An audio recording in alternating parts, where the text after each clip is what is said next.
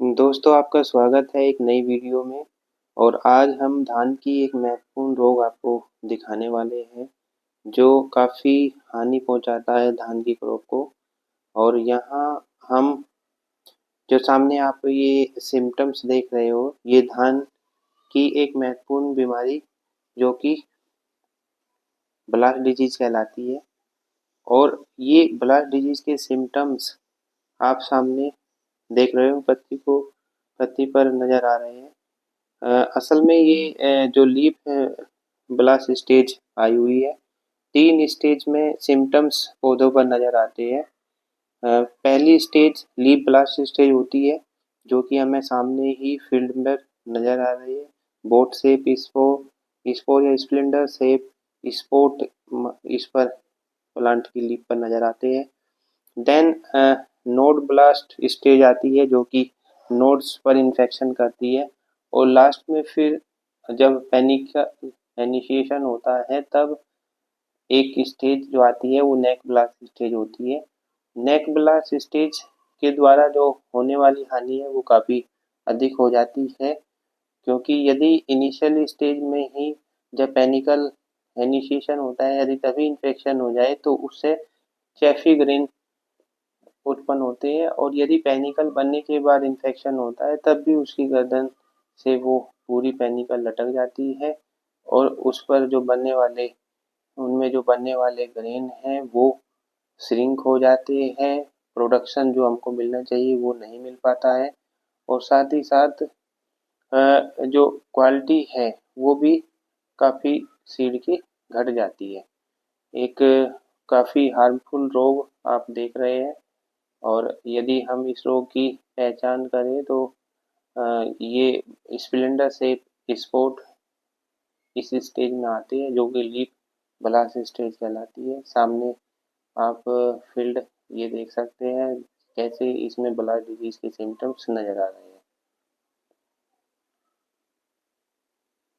को एक महत्वपूर्ण रोग धान का दिखा रहे हैं जिसको धान का ब्लास्ट रोग कहते हैं। और ये एक फंगल रोग है, आप सभी जानते हैं, जैसा कि हमने आपको बताया भी है कि ये पायरिकुलेरिया ओराइजी फंगस है जिसके कारण ये रोग होता है। पायरिकुलेरिया ओराइजी यानी पायरिकुलेरिया क्यों कहा गया है?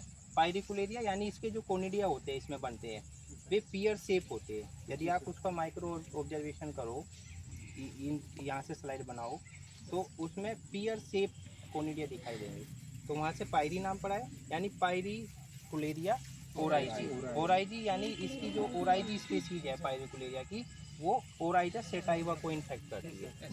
ठीक है, तो 2 स्टेज में सिम्टम्स इसके आप देख सकते हो। पहली स्टेज बेटा यहाँ आप देख रहे हो ये है leaf blast stage. Leaf blast stage में हमको कैसे पहचानना है लीफ ब्लास्ट स्टेज कि इसमें सिम्टम्स बेटा यहाँ पे सिम्टम्स बेटा ऐसे दिखाई देंगे, बोट शेप या कई बार हम कहते हैं आई शेप सिम्टम्स दिखाई देते हैं। और वे इस उनकी मार्जिन ब्राउन कलर की होगी, डार्क ब्राउन, और अंदर से थोड़ा सा वाइट दिखेगा। जैसे मैं आपको दिखाता हूँ एक ऐसा ही सिम्टम, जैसे ये भी देख सकते हो थोड़ा सा दिख रहा है। और कौन सा है? ये भी, अगर ये भी हाँ दिखाइएगा बेटा ये सिम्टम्स। जैसे देखो बेटा, ये देखो स्प्लेंडर शेप, जैसे ये देख रहे हो ना, यहाँ दिखाइएगा ये सिम्टम्स जैसे देख रहे हो बेटा, आप सभी देखो डार्क ब्राउन की मार्जिन है और फिर ये ब्राउन। ये कौन सी स्टेज हुई? लीफ कौन सी बेटे? Leaf blast. जैसे देखो यहाँ देखिए ये बेटा है ना, कैसी है बेटा यहाँ दिखाइएगा। ये कौन सी है? Board set. आप सब देखिए ये लीफ है ना बेटा, लीफ ब्लास्ट स्टेज आई है। और यहाँ देख रहे हो ना ये पूरा फील्ड ब्लास्ट डिजीज का है बेटा। अब इन्फेक्शन बताएंगे आपको कैसे होता है इसका। इसके जो स्पोर होते हैं, जो कोनिडिया होते हैं, पायरी शेप जो जिसको हम बोल रहे हैं पियर शेप है ना, वे कोनिडिया सीड की सरफेस पर लगे हो सकते हैं या फिर जो रेसिड्यू फील्ड में रह जाते हैं उन पर रहते हैं। और वे रेसिड्यू ही नेक्स्ट ईयर उसके जो कोनिडिया होते हैं वे इनिशियल इन्फेक्शन करते हैं। प्राथमिक इन्फेक्शन जो होता है यानी जो प्राइमरी इन्फेक्शन होता है वो या तो सोर्स क्या होगा, या तो सीड की सरफेस वाले कोनिडिया या फिर जो सोइल्स के रेसिड्यू पर, मतलब जो रेसिड्यू पर रह गए प्लांट के, उसके कोनिडिया इन्फेक्ट करते हैं। एक बार इन्फेक्शन हो गया यानी प्राइमरी इन्फेक्शन हो जाता है, फिर सेकेंडरी स्प्रेड बेटा एयर के द्वारा होता है, फिर एयरबोर्न हो जाता है मतलब डिजीज। एक बार इन्फेक्शन हुआ तो यहाँ कोनिडिया इनमें बन रहे हैं, अब ये एयर के द्वारा स्प्रेड हो रहे हैं।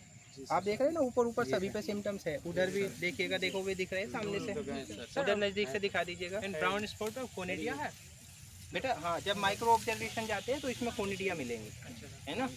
और बेटा ये सभी ये देखो यहाँ पूरे इस पर पूरे मतलब एयरबोर्न होकर ये इन्फेक्शन किया है। अब बेटा इसी की नेक्स्ट स्टेज क्या होगी कि ये तो लीफ ब्लास्ट स्टेज है, ये पूरे एरियल पोर्शन पे इन्फेक्ट करता है। नोड ब्लास्ट भी हो जाएगी, जहाँ पे गांठें बनी है वहाँ पे इन्फेक्शन हो जाएगा।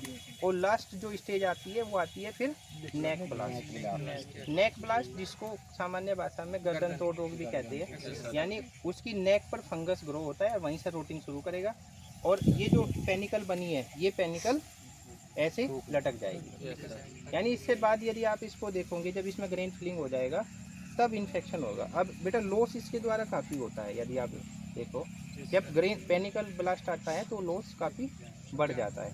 यदि इनिशियल स्टेज में इन्फेक्शन हो जाए नेक पर तो ये चैफी ग्रेन हो जाएंगे, मिल्किंग स्टेज और ग्रेनिनी फील होगी। और यदि बाद में इन्फेक्शन हो पेनिकल बनने के बाद और इसमें मिल्किंग स्टेज आने के बाद तो फिर पूरी ये लटक जाएगी, तो क्वालिटी वाले सीड या ग्रेन हमको नहीं मिल पाएंगे, है ना। तो हमको क्या मैनेजमेंट स्ट्रेटजी अपनानी है ब्लास्ट डिजीज़ के लिए? एक तो यही है कि इसके लिए रेसिस्टेंट वैरायटी उगाए, जैसे ये 11-21 वैरायटी है, तो ये 1509 11-21 वैरायटी ये सब एक्सपोर्ट क्वालिटी की है, एक्सपोर्ट होती है इंडिया से। इनमें बेटा ब्लास्ट डिजीज़ काफ़ी मात्रा में आता है। मैनेजमेंट में हम क्या ले, कौन सा फंजीसाइड ले, है ना।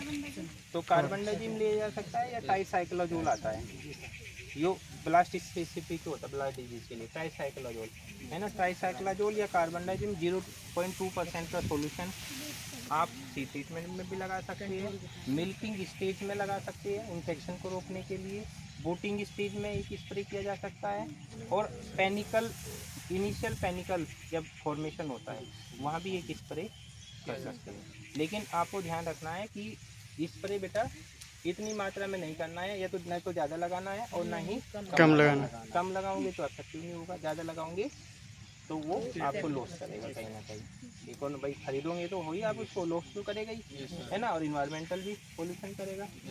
तो आपको ट्राइसाइक्लोजोल और कार्बेंडाजिम की रिकमेंडेड डोज लेंगे। एक चीज़ और मैं आपको यहाँ बताता हूँ कि यहाँ जब आपको ये रोग दिखाई देता है तो उस समय पर आपको कोशिश बेटा ये करनी है कि स्प्लिट डोज में नाइट्रोजन लगाए।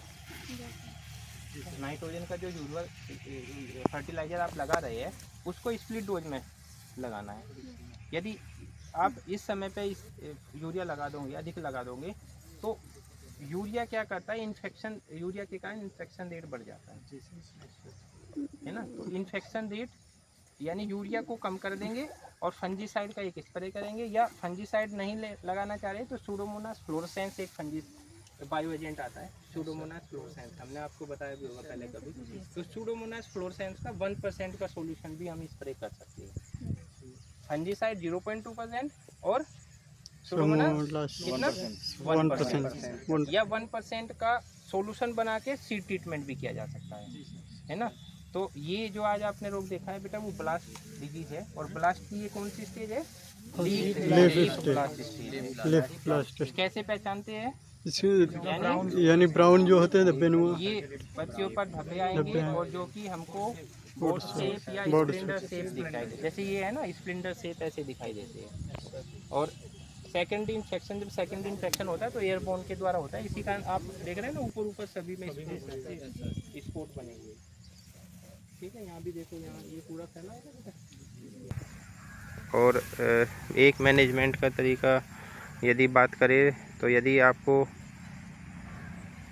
कहीं भी बंड पर खरपतवार नज़र आ रहे हैं, खरपतवार दिख रहे हैं, तो वहाँ बंड के भी खरपतवारों को हटा देना है। ये इनिशियली इन्फेक्शन को भी रोकेगा और जो सेकेंडरी स्प्रेड पैथोजन हो रहा है उसको भी कहीं ना कहीं हम इस माध्यम से कम कर सकते हैं।